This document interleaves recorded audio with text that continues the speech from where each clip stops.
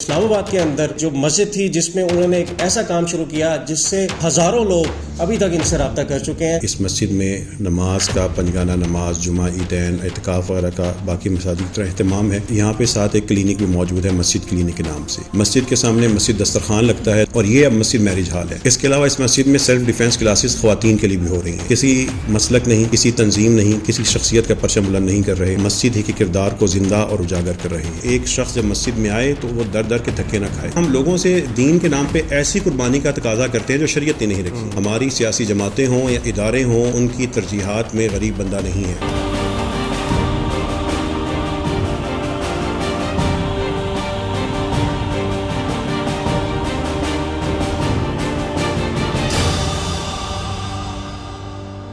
السلام علیکم ناظرین 3 دن پہلے فیس بک پر سوشل میڈیا پر ایک چھوٹی سی پوسٹ وائرل ہوتی ہے جس پہ لکھا ہوتا ہے مسجد میرج ہال، اور اس کے بعد مسجد انتظامیہ کو بے شمار کالیں آتی ہیں اور باقاعدہ والدین اپنی بچیوں کے ہمراہ اس مسجد میں آ جاتے ہیں اور وہاں آ کر ان سے ریکویسٹ کرتے ہیں کہ جو آپ نے یہ جو انیشیٹو لیا ہے اس پہ بڑی خوشی ہے، اور یہاں پر باقاعدہ طور پر ان کے لیے ایک اللہ کی طرف سے ایک آپ غیبی مدد کہہ لیں کہ یہاں پر ان کے لیے شروع ہو جاتی ہے۔ اس چیز سے اندازہ لگایا جاتا ہے کہ مسجد کا کردار ہمیشہ سے ہی جب اسلام کی بنیاد پڑی اس کے بعد مسجد ایک جگہ تھی جہاں پر مسلمانوں کو درپیش تمام مسائل حل کیے جاتے تھے، لیکن اس کے بعد اختلافات میں پڑھتے پڑھتے مساجد بالکل جو ہے ایک طرف ہو کے رہ گئی، وہاں پر صرف عبادات کی حد تک صرف معاملات رہ گئے۔ لیکن کسی نہ کسی وجہ سے ضرور یہ دوبارہ سے چیزیں مسجد کو دوبارہ وہی مقام ملنا تھا۔ تو میرے ساتھ اس طرح کا ڈاکٹر عبید الرحمان صاحب موجود ہیں جنہوں نے اسلام آباد کے اندر ایک ایسا جو مسجد تھی جس میں انہوں نے ایک ایسا کام شروع کیا جس سے میں سمجھتا ہوں کہ ہزاروں لوگ ابھی تک ان سے رابطہ کر چکے ہیں کہ مسجد کے جو انہوں نے اندر میرج ہال کا سسٹم شروع کیا، اور بہت سے لوگ اس نام کے ساتھ پتہ نہیں کیوں ان کو کیا تکلیف ہو رہی ہے۔ اور میں ایسی مساجد کو بھی جانتا ہوں جہاں پر صبح اتوار والے دن 6 بجے سے لے کر 11 بجے تک اتنا چندہ مانگا جاتا ہے، اور ہم چھوٹے چھوٹے تھے اور اب ہم بوڑھے ہونے کو آ گئے ہیں لیکن آج تک ان کا چندہ پورا نہیں ہوا۔ اور دوسری طرف ایسی مساجد کی ہمیں ضرورت ہے جو ایک مکمل مسلمانوں کے تمام مسائل کو حل کرتی ہوئی نظر آنی چاہیے۔ تو اسی والے سے بات کرتے ہیں۔ ڈاکٹر صاحب کیا حال آپ کا؟ خیریت سے؟ اللہ کا شکر ہے، الحمدللہ۔ ڈاکٹر صاحب پہلے تو آپ کو بہت مبارک ہو کہ آپ نے مسجد کو جو اس کا مقام تھا اس کی طرف واپسی کا سفر شروع کیا ہے اسی مسجد میں، تو کیا کہیں گے کیسے ہوا یہ سارا کچھ؟ یہ اللہ تعالیٰ کی توفیق ہے اور سب اسی ذات کا کرم ہے۔ اللہ تعالیٰ ہمیں شہرت کی محبت سے اور ریاکاری سے بچائے۔ آمین۔ اور رسول اللہ صلی اللہ علیہ وسلم کی جو مساجد کے بارے میں، ان کی مسجد کے بارے میں جو ہم پڑھتے ہیں، جب ان کا کردار پڑھتے تھے اور اپنا یہاں کا معاملہ دیکھتے ہیں تو پھر خواہش ہوتی تھی کہ ہم اسی طریقے سے اپنے معاشرے کے مسائل کو مساجد کے ذریعے حل کریں۔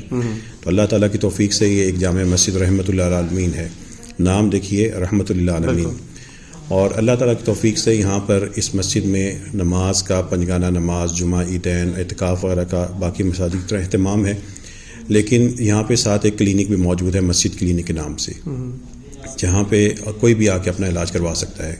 ساتھ مسجد فارمیسی بھی موجود ہے جو مستحق شخص آ کے دوا لے سکتا ہے۔ ٹیلی میڈیسن سینٹر موجود ہے جہاں پہ کوئی بھی ویڈیو کال کے ذریعے ہمارے ڈاکٹر سے اپنا علاج کروا سکتا ہے۔ مسجد کے سامنے مسجد دسترخوان لگتا ہے، دوپہر کو آ کے کوئی بھی وہاں پہ کھانا کھا سکتا ہے۔ مسجد کے دروازے پہ ایک فریج رکھ دیا گیا ہے، کوئی بھی اپنے گھر کا اضافی کھانا بجائے کوڑے میں پھینکنے کے صدقہ بنائے وہاں پہ رکھ دے، وہ ہم مسکین کو کھلا دیتے ہیں۔ اسی طریقے سے اسی مسجد کے تحت مسجد سے مسجد 75 مزید مساجد بن چکی ہیں جو سیلاب متاثرہ علاقوں میں ہیں، وہ وہاں کے فقیر اور مسکین لوگ بھی ہم سے رابطے میں ہوتے ہیں، اور یہ اب مسجد میرج ہال ہے۔ اس کے علاوہ اس مسجد میں سیلف ڈیفینس کلاسز خواتین کے لیے بھی ہو رہی ہیں، اور اس لیے کہ ہمارا جو فتنوں کا دور ہے اس میں ہماری بیٹیوں کو مساجد کے ذریعے ہم بچا سکتے ہیں۔ تو یہ کاوش ہے، حقیر سی کاوش ہے، اللہ تعالیٰ سے قبولیت کی دعا ہے، اور اللہ تعالیٰ سے جس میں ہماری طرف سے تقصیر ہے اس پہ اللہ سے ہم معافی کے خواستگار ہیں۔ کسی مسلک نہیں، کسی تنظیم نہیں، کسی شخصیت کا پرچم بلند نہیں کر رہے، بس مسجد ہی کے کردار کو زندہ اور اجاگر کر رہے ہیں۔ ڈاکٹر صاحب یہ جو آئیڈیا تھا یا کوئی حادثہ تھا یا کسی نے آپ کو اس طرف آپ کا دھیان لگایا، یہ وجہ کیا بنی؟ کیوں بھی بہت بڑا مسئلہ ہے، بہت بڑا ایشو ہے۔ مسجد میرج ہال بنیادی طور پر ہم صبح و شام ہمارے پاس ایسی درخواستیں آتی ہیں، آپ بھی سنتے ہوں گے، کوئی بوڑھی ماں آئی، کوئی باپ آیا، کوئی بھائی آیا، میں نے بیٹی کی شادی کرنی ہے، بہن کی شادی کرنی ہے، وسائل نہیں ہے۔ ہم کیا کرتے ہیں 2-4 ہزار 5 ہزار دے کے اس کو رخصت کر دیتے ہیں، وہ اگلے در پہ مانگتا ہے، اگلے در پہ مانگتا ہے۔ سفید پوش خوددار طبقہ سب سے زیادہ مہنگائی اور ظالمانہ رسم و رواج سے متاثر ہوتا ہے. یہ وہ لوگ ہیں جو مانگ بھی نہیں سکتے لیکن پوری بھی نہیں پڑتی.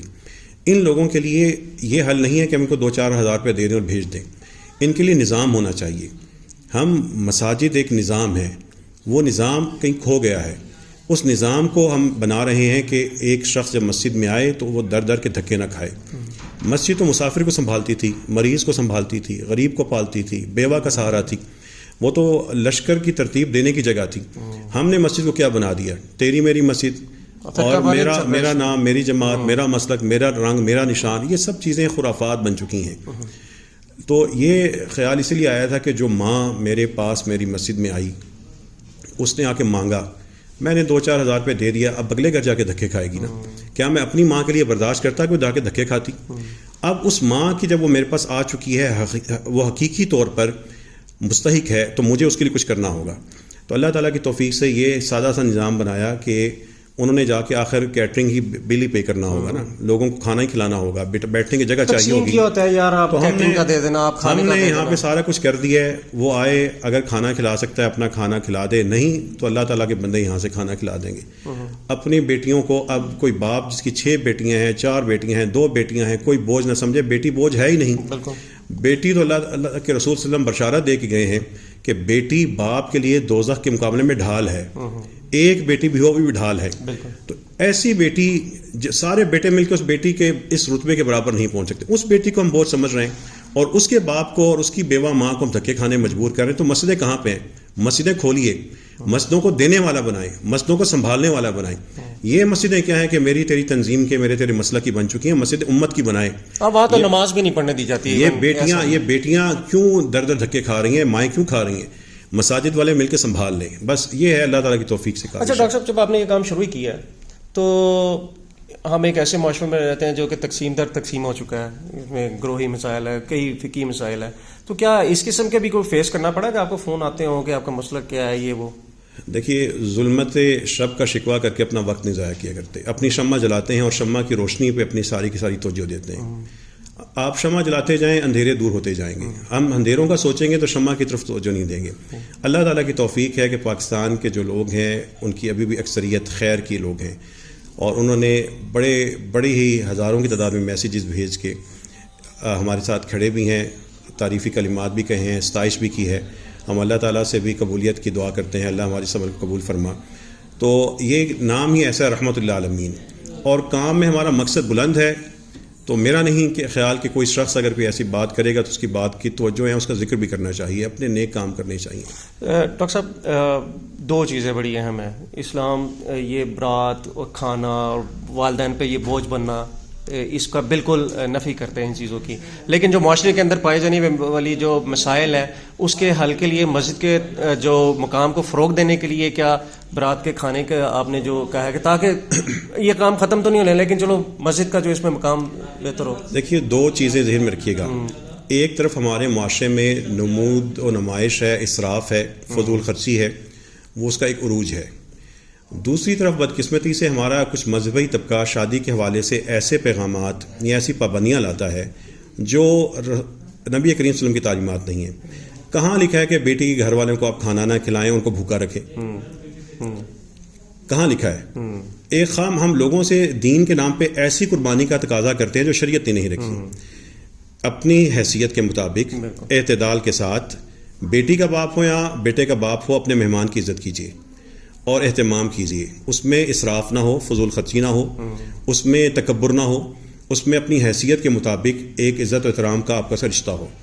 اس لیے اگر کوئی بیٹھتا ہے, کرسی پہ بیٹھتا ہے, ہمارا عرف پاکستان میں سنت نیچے بیٹھنا ہے, لیکن اپنے ہم ہر جگہ پہ اپنے مہمان کو بٹھاتے ہیں کرسی پر. تو مسجد میں ہم نے کرسیاں رکھ دیں, یہ کراکری چاہیے, یہ مناسب کراکری رکھ دی. ایک ریسیپشن ہے, برائڈل روم ہے, بھائی دلہن کو بیٹھنے کے لیے الگ جگہ چاہیے ہوگی. تو وہ مسجد میں نہ بیٹھے, کیوں نہ بیٹھے؟ وہ اس کے لیے ایک الگ کمرہ الگ وہاں پہ بنا دیا گیا ہے, انتظار کرے, وہاں پہ تیار ہو اور وہاں پہ آ جائے. مرد و خواتین کے لیے الگ الگ جگہ ہے. شریعت کے تمام اصولوں کو لوگوں سے اتنی ہی قربانی مانگے جو بنتی ہے. جب ہم اتنی سادگی مسلط کر دیتے ہیں کہ یہ نہ ہو یہ نہ ہو, تو بندہ کہتا ہے پھر میں ادھر ہی جا کے کرتا ہوں جہاں پہ سب کچھ ہوتا ہے. تو ہم ایک طرف ہمارا دنیاوی طبقہ غلط کر رہا ہے, دوسری طرف جو دینی طبقہ پیغام دے رہا ہے وہ ضرورت سے زیادہ سادگی کا دیر ہے. عورت کا بننا، اس کا سنورنا اس کا حق ہے، اس کی فطرت ہے. رسول اللہ صلی اللہ علیہ وسلم کے اور جو صحابہ کرام کی جو شادیاں دیکھیں وہ وقت دیتے تھے تیار ہونے کے لیے، اور ہم یہاں پہ اس بات پہ تلے ہوئے کہ یہ بھی حرام وہ بھی حرام. ایسی بات نہیں ہے. اسی لیے ایک اعتدال کے ساتھ ہمیں نظام دینا ہوگا. ہمیں لوگوں کی ایک فطرت کے ساتھ اس پہ جبر نہیں کرنا ہوگا. آخری اور سب سے اہم بات، اس وقت پاکستان میں لاکھوں مساجد موجود ہیں لیکن ان کا کردار بڑا محدود ہے. صبح شام کی نمازوں کے علاوہ بچوں کو پڑھا دیا بس ختم. کیا پیغام دینا چاہیں گے ان لوگوں کو جو اس وقت انتظامیہ یا مساجد کے اوپر ان کے جو گڑے انہوں نے پنجے گاڑ لیے ہوئے ہیں، اس حوالے سے کیا؟ جو جتنا کام کر رہا ہے وہ قابل ستائش ہے، لیکن یہاں پہ ایک بات ہے، ہماری حکومتیں عوام کو ریلیف دینے سے قاصر ہیں. ہماری سیاسی جماعتیں ہوں یا ادارے ہوں، ان کی ترجیحات میں غریب بندہ نہیں ہے، وہ فوری ریلیف دینے میں ناکام ہیں. یہاں پر میں مسجد والوں کی خدمت میں ایک صرف گزارش کرنا چاہوں گا کہ مسجدیں سب سے بڑی حکومت ہیں. عام حکومت وہ زمین کی حکومت ہوتی ہے، جغرافیہ کی حکومت ہے. مسجدوں والے ممبر پہ کھڑے ہونے والے لوگوں کے دلوں کے حکمران ہیں. ہمارے ایک خطبے سے، ہمارے ایک جملے سے لوگوں کے گھروں میں تبدیلیاں آ جاتی ہیں، لوگ زندگی بھر کے لیے بدل جاتے ہیں. اللہ نے ہمیں دلوں کا حکمران بنایا ہے. اگر ہمیں دلوں کا حکمران بنایا ہے تو ہمیں اپنی رعایا کو سنبھالنا ہوگا. ہمیں مساجد کے ذریعے ہم ہر جگہ موجود ہیں، ہر وقت موجود ہیں، ہر طبقے کے ساتھ موجود ہیں، ہر گلی محلے میں موجود ہیں. ہم حکومت سے بڑی حکومت ہیں، ہم محبت کی حکومت ہیں، ہم خیر کی حکومت ہیں. تو ہم مساجد والوں کو ہمت کرنی ہوگی. مسجدیں لینے والے نہ بنے، یہ کیا ہر وقت مانگنا، دینے والے بن جائیں. دینے والے بن جائیں، اللہ تعالیٰ آپ کا ہاتھ کبھی خالی نہیں رہنے دے گا. اور آپ صرف مانگتے رہیں، یہ ہاتھ آپ کا کبھی بھرے گا نہیں. اللہ تعالیٰ پھر اسی پہ بندے کو لگا دے کہ مانگتے ہی رہو. مسجد رحمۃ اللہ عالمین کی پالیسی بھی یہی ہے کہ ہم نے کسی سے جا کے مانگنا نہیں ہے. اللہ کے نیک بندے جس کا دل مطمئن ہے وہ خود شامل ہوتا ہے، ساتھ کھڑا ہوتا ہے. اور یقین مانیں، ہم نے آج تک جتنے بھی پروجیکٹ کیے ہیں، یہاں سے 9 لاکھ سوٹ گئے ہیں سیلاب متاثرین کے لیے، 4 لاکھ کلو چاول گئے، 44 ٹرکس گئے، 75 مسجدیں بن چکی ہیں. ایک بھی بندے کو ہم نے کال نہیں کی کہ ہم یہ کام کریں ہم آتے شامل ہوں. بس اللہ کے بندے آتے ہیں. یہ ہے توکل اور یہ ہے مسلح کا وقار. مسلح والوں کو نہیں مانگنا چاہیے اس طریقے سے بار بار کہ بس ہم منگتے ہی بن جائیں، اس سے نکلیں، دینے والے بن جائیں. بہت شکریہ ڈاکٹر صاحب آپ کا. یہاں پر یہ بات میں بتاؤں گا کہ ہمارے علماء، ہمارے دوست احباب، ہمیں یہ بات بڑے عام الفاظوں میں سننا پڑتی ہے کہ مسجد کو آباد کریں. میں یہ سمجھتا ہوں کہ ڈاکٹر صاحب کا جو انیشیٹو ہے یہ مسجد میں آباد ہونے والا ہے، مسجد کو آباد کرنے والا جملہ نہیں ہے. تو انشاءاللہ اس قسم کے جو اقدامات ہیں، ایک تو جو سفید پوش لوگ ہیں ان کے لیے ایک بہت بڑا کار خیر ہے. دوسری طرف جو ہماری اصل بنیاد، ہمارے اصل مسائل کا حل مساجد میں ہوا کرتے تھے. مساجد ایک وہ مقام ہوتا تھا جہاں پر بڑے بڑے فیصلے ہوتے تھے. ایون مسلمانوں کی جماعتوں کے بہت بہت بڑے جنہوں نے مسلمانوں کی تاریخ بدل دی، ان کے فیصلے بھی مساجد میں ہوا کرتے تھے. تو یہ ایک وقت کی ضرورت ہے. اگر ہم پاکستان کے اور اپنے جو دوسرے معاملات ہیں اگر ان کی اصلاح کر سکتے ہیں تو وہ صرف ایک ہی جگہ ہے کہ ہمیں مسجد میں آباد ہونا پڑے گا. دیکھتے رہیں باغی ٹی وی.